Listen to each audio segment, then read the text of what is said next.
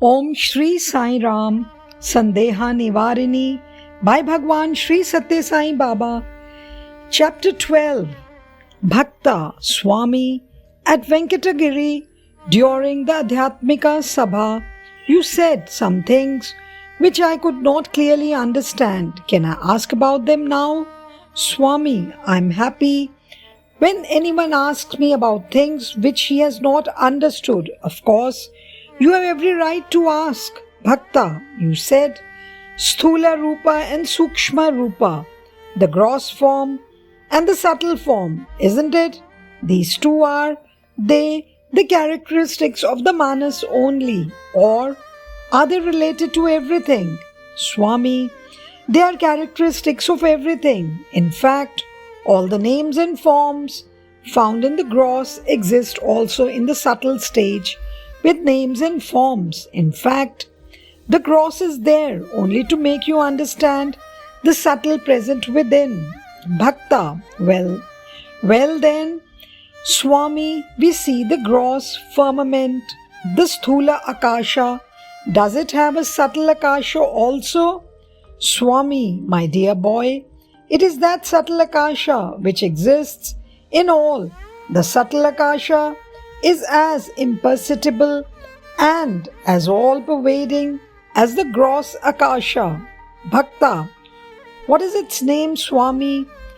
Swami, it is known as the Sukshma Hridayaksha, the subtle firmament of the heart. Bhakta, how can that be all-pervading? Swami, nothing else possesses the vastness that this Hridaya Akasha has. See how many scenes, how many feelings, how many thoughts, how many conjectures are immersed and embedded in it. Bhakta, then, have we a subtle sun also in that subtle sky? Swami, of course. Who said no? Without that, how can there be all this splendor, all this light and wisdom and brightness? Bhakta, what is its name, Swami? Swami, when the heart is the akasha, the sun naturally is the buddhi or the intellect that illuminates that sky.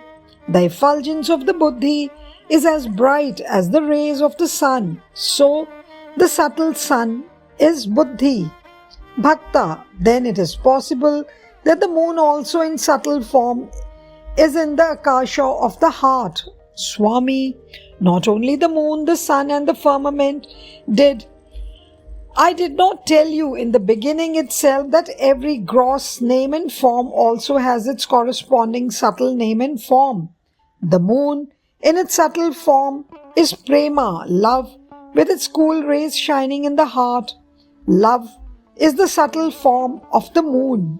Bhakta, excuse me, Swami, the Pandavas and the Kauravas waged a war, isn't it?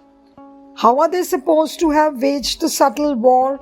These subtle Pandavas and the opposite number, the subtle Kauravas. Swami, why do you say supposed to have waged? They are waging it even today in the subtle form.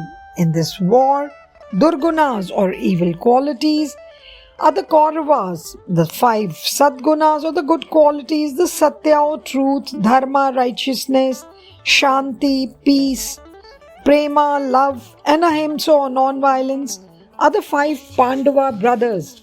The evil qualities are countless, and so the Kauravas too are a horde, each one under his own Hridaya Akasha, on his own Chitta Bhumi field of mind, is waging this war every moment. Bhakta, Swami, it is said that the Pandavas are the children of the king, Pandu, and the Kauravas are the offspring of the king, Dhritarashtra, in the subtle form. How are we to recognize them? Swami, both are disputants for the kingship of the self-same heart. They are in everyone as a Jnani and Sugyani, the unwise personality and the wise personality. The unwise blind ruler is Dhritarashtra, the wise Pandu is the father of all qualities. Have you understood? Bhakta, but then Swami, excuse me, in that war there were millions of soldiers in chariots and the subjects. Who are they in this subtle conflict? Swami, of course, they are all there in man. The million feelings and thoughts and impressions are the subjects. The 10 indriyas are the regiments. The 5 senses are the chariots. In everyone's heart, there is this perpetual war being fought between good and evil, between the Pandavas and the Kauravas. Is that clear? Bhakta, well, who is Lord Krishna in the subtle war? He who was then the Madhyavarti, the mediator between the two, the Kauravas and the Pandavas. Swami, don't you know? He is the witness known as Atma. He is Sarathi, the charioteer of the chariot of life. Bhakta, another question. All these people had Hastinapura as their capital. Then, isn't it, in the subtle form, which is the Hastinapura? Swami, the basis for all these subtle manifestations, these subjects, chariots, Pandavas and Kauravas is, as you know, this Asthi Panjaram, the cage of bones, this body. So this Asthi Panjaram or the human skeleton is Hastinapura. Both have 9 gates.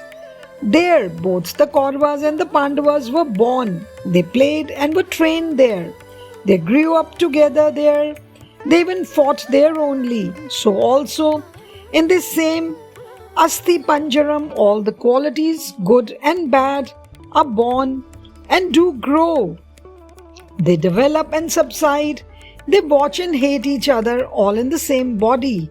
So this body is Hastinapura, Agyani and Sugyani. The unwise personality and the wise personality are the warring rulers in this body. Do you understand? Bhakta, yes Swami, there is an intimate connection between the Mahabharata war and the qualities and conduct of man. Really, the relationship is there, without doubt.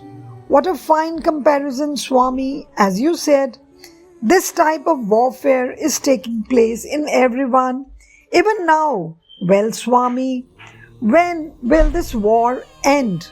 Swami, when will this war end, you ask? When both bad qualities and good qualities fade out and man becomes quality less, then alone can man have Shanti, Bhakta. At that time, this battlefield, this Asthi Panjaram will not exist, is it? Swami, when there is a battle, there must be a battlefield. When you have no battle, why bother about a field? Bhakta, can we not avoid the battle altogether? Swami, why not? The subjects encourage the rulers to unleash the hounds of war.